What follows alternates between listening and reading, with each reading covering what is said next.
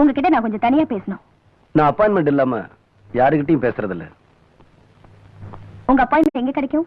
என் ஆபீஸ்ல ட்ரை பண்ணி பாருங்களேன்.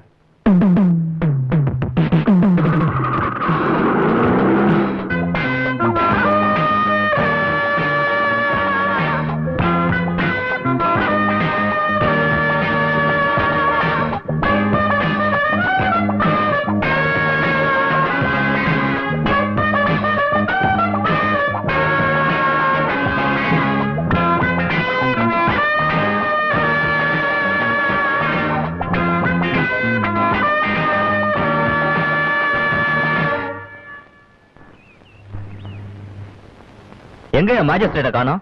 அண்ணனுக்கு வாரண்ட் கொடுத்துட்டு இங்க வரதுக்கே பயப்படுறாரு. அநேகமா அடுத்த மாசமே